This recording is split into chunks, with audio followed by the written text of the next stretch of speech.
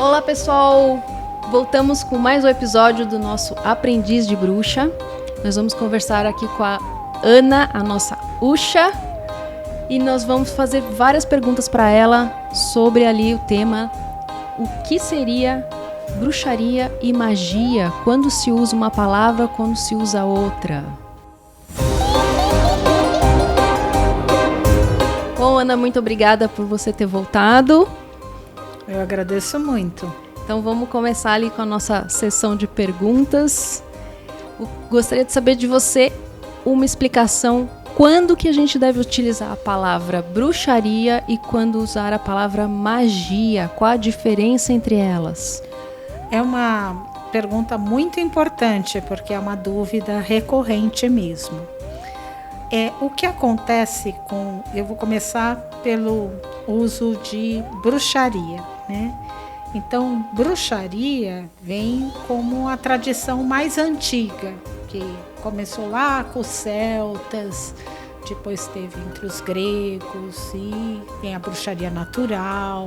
Você tem diferentes vertentes da bruxaria. Às vezes quando você fala em bruxaria eclética, quando você na verdade não se apega apenas a uma tradição, e você faz um composto de diferentes tradições. Abraça um pouquinho de cada uma ali, né?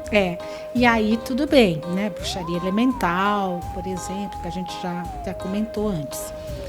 A magia, ela tem mais a ver com o caso que se fala de magia cerimonial, magia do caos, ou dos sigilos, né?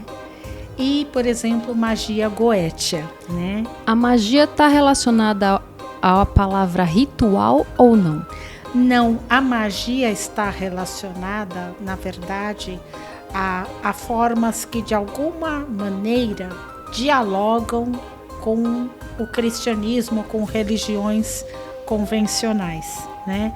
Então, por exemplo, é o caso da magia goétia. A magia goétia, ela pega uma parte que está lá no judaísmo, sobre Salomão, né?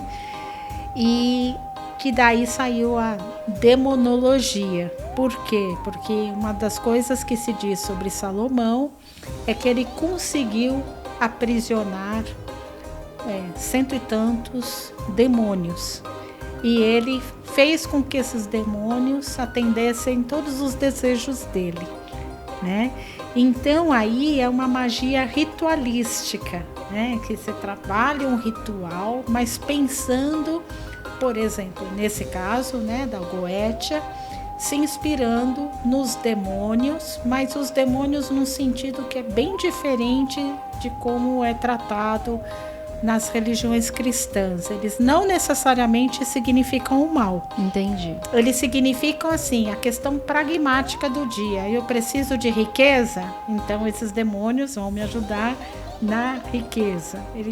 Eles estão mais ligados a essa interação com humanos, né? As questões mais terrenas, né? Então, ligado mais às ambições humanas, então, né? Magia cerimonial, como se fala, por exemplo, é o que acontece com a magia luciferiana, por exemplo, que se inspira em Lúcifer. Você se inspira no ritual da Igreja Católica, só que você projeta como divindade maior Lúcifer.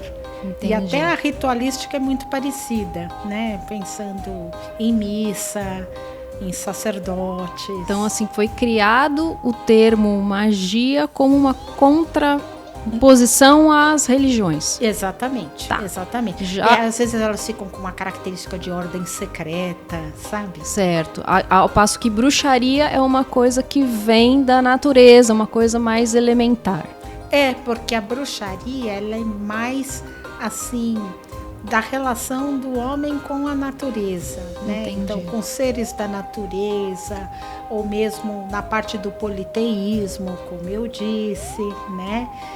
Mas ritual tem nas duas. Uhum. A diferença é que os rituais da bruxaria estão fortemente ligados a ciclos da natureza, das estações, etc. Ciclos da natureza e os elementos da natureza. Exato. Né? Viu, gente? Bruxaria não tem nada a ver com demônio. estuda para você saber o que falar primeiro, tá? Então, joia, Ana. Boa. Essa daí muita gente ainda não sabia. E mesmo o demônio, na magia goétia, tem um sentido muito diferente de outras religiões. Então, não adianta a pessoa falar sem ler, sem estudar. Uma outra pergunta, você falando, né, de entidade, divindade, na bruxaria, como é que ocorre essa interação com divindades na bruxaria? Existem algum tipo de divindade na bruxaria? Gaia é considerada uma? Como que é isso? Gaia, dentro de certas tradições da bruxaria natural, a Gaia é entendida como uma entidade maior, que é ela, ela é a mãe do planeta Terra, né? Tem outras tradições, que é, por exemplo, a tradição romana, que a entidade maior é Diana. Aí Diana, ela dá origem a seu filho e consorte, cujo nome é Lúcifer.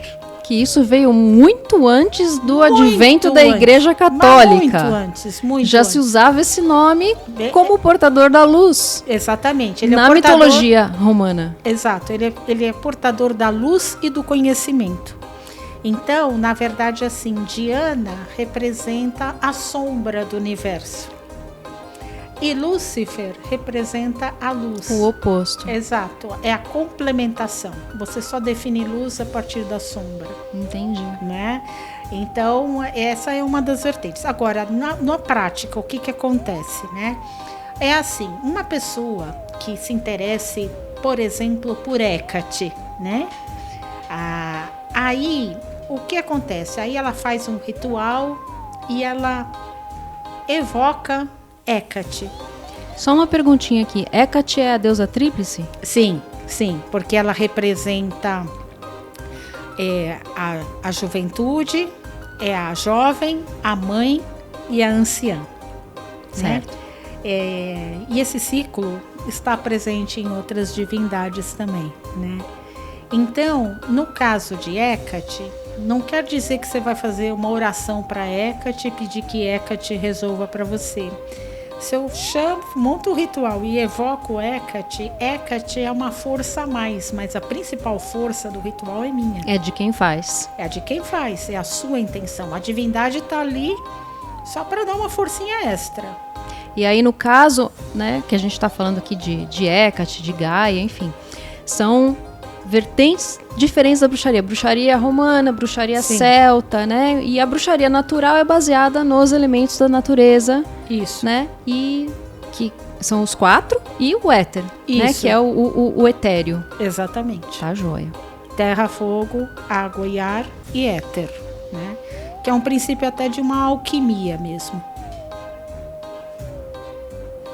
Não esquece de se inscrever, dar o seu like, mandar as suas perguntas aqui pra gente, compartilhar com seus amigos, o pessoal que gosta desse assunto.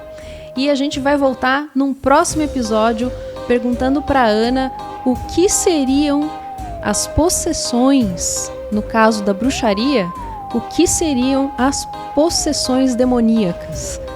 No próximo programa a gente volta. Tchau, tchau.